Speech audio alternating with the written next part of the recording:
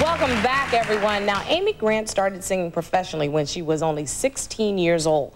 And little did she know at the time that she would go on to win count them, 5 Grammy Awards. Her move from Christian... Yeah, you can clap for that. That's a good one, right? Her move from Christian to pop music raised more than a few eyebrows, but it also raised her to the top of the charts. And during her career, this remarkable woman has sold over 18 million albums. Wow. Please welcome Amy Grant. Thank you. Way to go. Fabulous. I've been listening to you all morning long. I mean, the music is so soothing and so wonderful. Really? And I mean, I've always been a fan, so I can gush a little bit. But performing since you were 16? Yeah, well, you know what? That sounds really impressive. And it was not that way. I sang for my high school. In fact, I remember one time this girl called. She was in my sister's class, and she said, "Hey, I have a double date with this. You know, we're double dating. We're cooking dinner for these guys. Would you just would you just bring your guitar and serenade us during dinner?" So that was your first performance. And I did record my first album when I was 16. It was just such a fluke. I had made a tape for my mom and dad, and a friend of one of my older sisters. I'm the youngest of 4 girls. You know, we're talking about girls, but. He was making a tape copy where he worked in a studio, and a producer walked in and heard the tape and called a record company. So they called me. I was 15 at the time. "Hey, we have a record deal to offer you." And I thought it was a practical joke because, you know, every 15-year-old is so insecure, and I was so insecure about my voice. And then they called really late, so my father gets on the phone.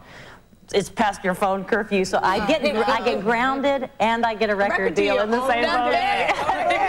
Hello. Anyway, so that was Christian rock that you were doing, correct? And yeah, then, it was. How did you make the move from Christian to pop music? Because I will be out at clubs, and 4 a.m. under disco ball, lo and behold, Amy Grant is coming out of the sound system. Yeah, well, it's funny how people perceive one thing and what it's really like for me, because I've written and recorded over 200 songs, and I still sing all of them. And so people kind of define you by what your most recent record is, you know, and this one's very guitar-based. Oh, she's gone back to her roots. Oh, yeah. And for me, I feel like I'm collecting this huge bag of songs. And somebody will say, "Sing a song," and I'll kind of poke my head down in there, and I'll go, "Well, do you want to hear Baby Baby or El Shaddai?" Or, you know, for me, it's all part of the same life. And so it's Amy's music. So it wasn't that big of a transgression. Well, was it a faux pas, transgression, or whatever? Move. Yeah, not to me. Now I have some notes here that you are a big. Yeah, don't look at these notes here. How you think I don't know it without it, right? You are a big golfer, aren't you? I took up the game about 3 years ago. Are you good? Yeah. Well, I think I have a natural swing. I actually have no hand-eye coordination, but with a golf ball, it's stationary. You know, so it's not like you have to have depth perception, and you know how far away it is, so I really like it. I'm more impressed with one of your partners. You played golf with Alice Cooper. Oh my gosh. We played a couple of times. Alice Cooper. Yeah. And what do they call you? Heaven and Hell? The Heaven and Hell duo, yeah. Actually, we have a picture of the two of you. I can't see the monitor. Okay. It's up, they tell me. It's up. You with Alice Cooper. He's very funny. He's got a great collection of jokes, and yeah. Well, I was doing a concert in Phoenix, and this has been years ago, and the promoter knows Alice, and he said, "How would you like to play golf with him?" And you know, I had a bunch of Alice Cooper records when I was a kid, and I said, "Yeah, sure." I mean, you know, I'm not very good, and I heard he was really good. He's like a scratch golfer. I'm looking at I'm looking at the cover of Behind the Eyes, which is the new CD. It just came out and the single is Takes a Little Time. What's the meaning behind that song?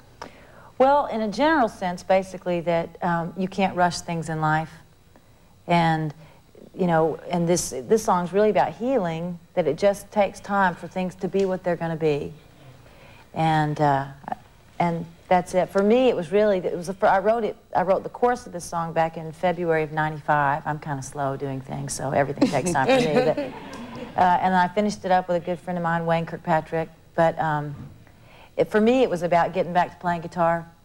And that sounds kind of like, what's the big whoop about that? But I got a record deal when I was a kid playing guitar, and singing. And then when I got enough money that I could hire a really great guitar player, I quit playing because I wasn't any good. But now you're playing again. I'm still not good. Well, wait a minute. Let's quit talking about it, Missy. Let's put you out there and have you play. Fans can hear it. Okay. Coming up next, Amy is going to sing for us, and you don't want to miss it. I'll be here. You come back too. We'll be right back.